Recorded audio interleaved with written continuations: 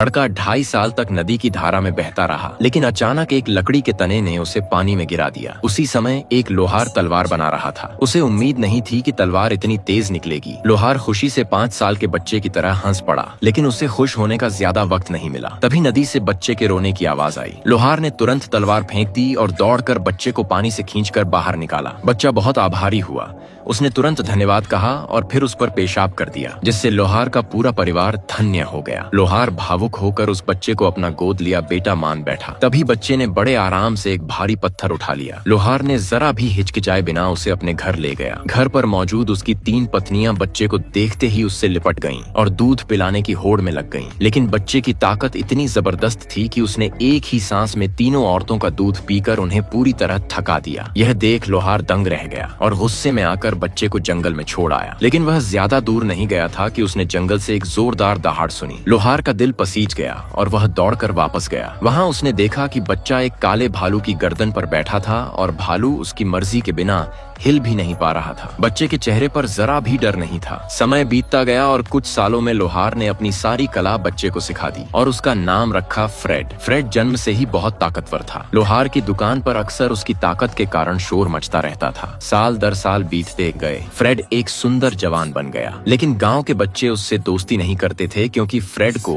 अपनी ताकत का अंदाजा नहीं था। खेलते खेलते वह बच्चों को गलती से मीलों दूर फेंक देता था, इसलिए सब उससे डरते थे। इतने सालों में उसका सिर्फ एक दोस्त बना एक छोटा सा सफेद सुअर। फ्रेड जानवरों से बात भी कर सकता था, इसलिए वह सुअर ही उसका सबसे अच्छा दोस्त था। एक दिन फ्रेड ने गलती से एक बच्चे को चोट पहुंचा दी, जिससे उस बच्चे के माता पिता नाराज होकर लोहार के पास पहुंचे। लोहार समझ गया कि फ्रेड का यहाँ रहना सही नहीं है। उसने फ्रेड से कहा कि उसे दुनिया घूमनी चाहिए। गुस्से में फ्रेड ने घर की दीवार पर हाथ मारा और पूरा घर टूट गया। अब तो उसे जाना ही पड़ा। जंगल में घूमते हुए फ्रेड की नजर एक खूबसूरत लड़की पर पड़ी और वह उसे देखते ही दीवाना हो गया। फ्रेड उससे नाम पूछने ही वाला था कि एक सैनिक ने उसे रोक दिया। तभी फ्रेड को पता चला कि वह लड़की असल में एक राजकुमारी है। घर लौटकर फ्रेड ने यह बात लोहार को बताई और तय कर लिया कि वह उसे पाने के लिए शहर जाएगा। गांव के लोग खुश हुए कि अब वह चला जाएगा। वे तो बस पटाखे छोड़ना बाकी समझ रहे थे। विदाई के समय लोहार ने अपनी पुरानी तलवार उसे दी और कहा कि वह कभी वापस न आए। फ्रेड ने उसे गले लगाने की कोशिश की, लेकिन उसकी ताकत इतनी ज्यादा थी कि लोग डरकर अपने अपने घर में छुप गए। फ्रेड अकेला शहर की ओर चल पड़ा, लेकिन उसका छोटा सुअर उसके साथ रहा। समस्या यह थी कि फ्रेड को पता ही नहीं था कि शहर किस दिशा में है। तभी उसे एक चालाक चूहा मिला, जिसने कहा कि शहर तो उस खतरनाक खाई के पार है। फ्रेड सीधा दौड़ता हुआ खाई की तरफ गया,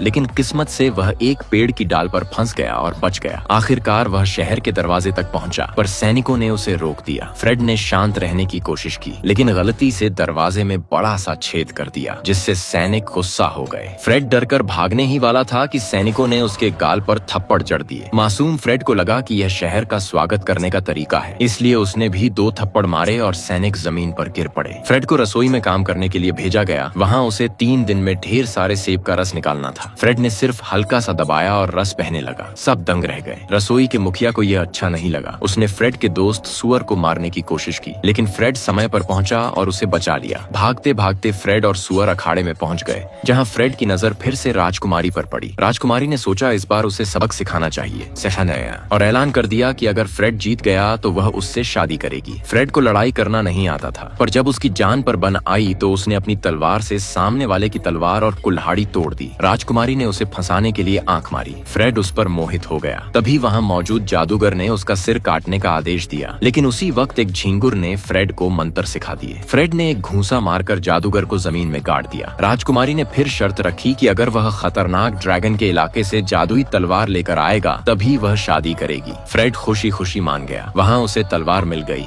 और तलवार की ताकत से ड्रैगन बेहोश हो गया। फ्रेड ने जाते वक्त एक ड्रैगन का अंडा भी उठा लिया, जिसे एक जासूस ने देख लिया और इसकी खबर महल भेज दी। महल में उसे धोखे से मारने की कोशिश की गई, लेकिन वह बच गया। एक बार फिर जादूगर ने उसे मारने की कोशिश की, पर फ्रेड का सुअर दोस्त बीच में आकर मर गया। फ्रेड बहुत रोया और उसे दफनाया। अंत में फ्रेड तलवार लेकर लौटा। राजकुमारी को उससे शादी करनी पड़ी, लेकिन शादी के दिन सुअर चमत्कारिक रूप से जिंदा हो गया और सारी सच्चाई फ्रेड को बता दी। गुस्से में फ्रेड ने ड्रैगन का अंडा निकाला, जो अचानक फूट गया और उसमें से प्यारा सा ड्रैगन निकला। राजकुमारी ने उसे गालियां दी और दोनों में लड़ाई होने लगी। तभी असली ड्रैगन आया, जो छोटा सा था, लेकिन उसने गुस्से में आग उगल दी।